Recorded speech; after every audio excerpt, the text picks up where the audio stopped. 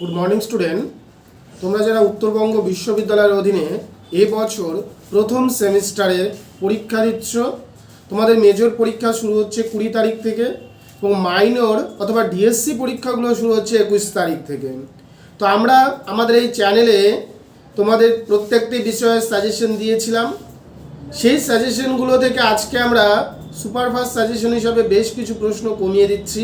তোমরা এই প্রশ্নগুলো ভালো করে পড়ে যাও এবং যাদের ভাবছো যে নোটসপত্র বা সাজেশন সংগ্রহ করবে, তারা আমাদের দেওয়া অফিসের যে নম্বরগুলো রয়েছে সেখানে যোগাযোগ করে অবশ্যই তোমরা নোটসগুলো সংগ্রহ করতে পারো। তাহলে আজকে আমরা প্রথম সেমিস্টারে মাইনর এডুকেশন যাদের রয়েছে, তোমরা কি কি পড়ে যাবে মাইনর এডুকেশনের জন্য।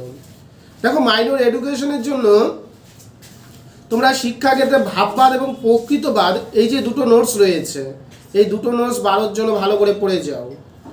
থাকবেই এখান থেকে পরীক্ষায় নানানভাবে প্রশ্ন থাকতে পারে। শিক্ষার লক্ষ্য, পাঠ্যক্রম, শিখন পদ্ধতি সম্পর্কে প্রকৃতবাদী শিক্ষা দর্শন সম্পর্কে আলোচনা করো।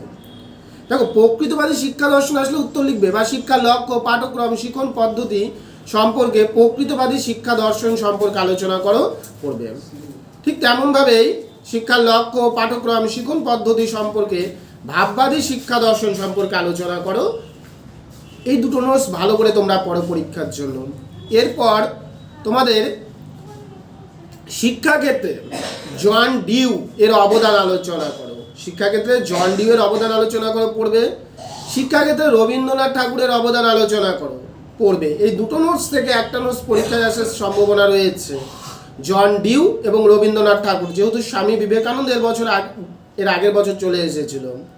এরপর তোমরা পড়বে আদর্শ শিক্ষকের গুণাবলী ও কর্তব্য। একজন আদর্শ শিক্ষকের কি কি গুণাবলী থাকা প্রয়োজন।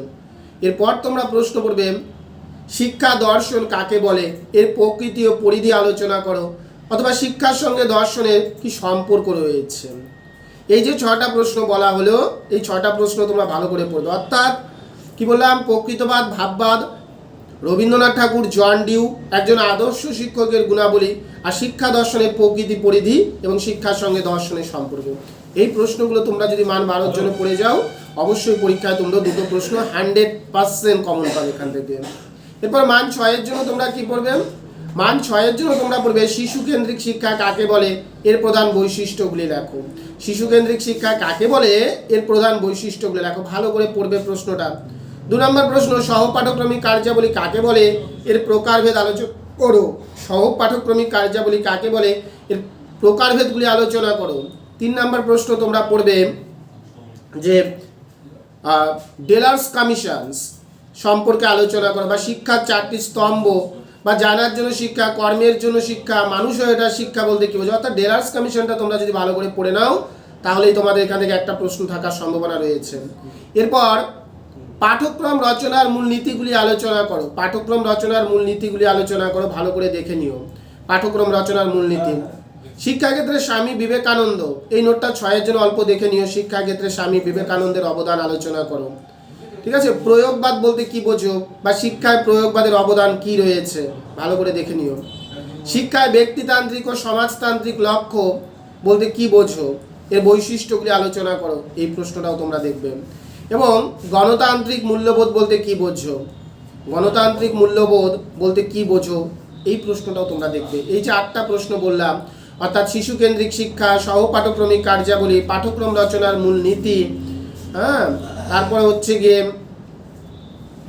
তোমার গণতান্ত্রিক মূল্যবোধ বলতে কি বোঝো, স্বামী বিবেকানন্দ, পাঠ্যক্রম রচনার মূল নীতিগুলি কি, প্রয়োগবাদ সম্পর্কে লিখো। এই প্রশ্নগুলো তোমরা যদি দেখে যাও, 6 জন্য অবশ্যই তোমরা কমন পাবে। এরপর মান 3 জন্য তোমরা কোনগুলো দেখবে। দেখো, মান 3 জন্য মোটামুটি কাকে বলে এই ধরনের যে প্রশ্নগুলো রয়েছে, এগুলো যদি পড়ো 2-3টা প্রশ্ন অবশ্যই থাকবে। যে শিক্ষার অর্থ লেখো, পাঠ্যক্রমের অর্থ লেখো, সহপাঠক্রমিক কার্যাবলী কি, শিশু কেন্দ্রিক শিক্ষা বলতে কি বোঝো। হ্যাঁ, এই যে কি বোঝো ধরনের যে প্রশ্নগুলো রয়েছে, এগুলো একটু ভালো করে দেখবে তোমরা। ঠিক আছে, তারপরে গণতান্ত্রিক মূল্যবোধ বলতে কি বোঝো, শিক্ষায় সমতা বলতে কি বোঝো, শিক্ষায় ব্যক্তিতান্ত্রিক ও সমাজতান্ত্রিক লক্ষ্য বলতে কি বোঝো, সংকীর্ণ অর্থে শিক্ষা, ব্যাপক অর্থে শিক্ষা কি, হ্যাঁ, এই প্রশ্নগুলো দেখবে এবং মানে তোমার বড় প্রশ্নগুলো তো পড়ছই, যে রবীন্দ্রনাথ ঠাকুর এভাবে দিতে পারে, রবীন্দ্রনাথ ঠাকুর শিক্ষক সম্পর্কে কি বলেছে, বিবেকানন্দ কি বলেছে। তাহলে আমরা যখন বড় প্রশ্নগুলো পড়বো, 3-এর প্রশ্নগুলো আমরা এখান থেকে পেয়ে যাব।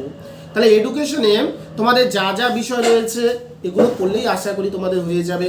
আমরা প্রত্যেকটি বিষয়ের সাজেশন নিয়ে আলোচনা করব।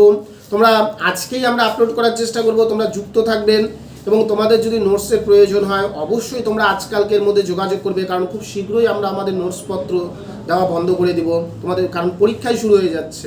তাহলে অবশ্যই তোমরা যোগাযোগ করবে আজকের মধ্যে। সবাইকে ধন্যবাদ, সবাই ভালো থাকবে, সুস্থ থাকবে।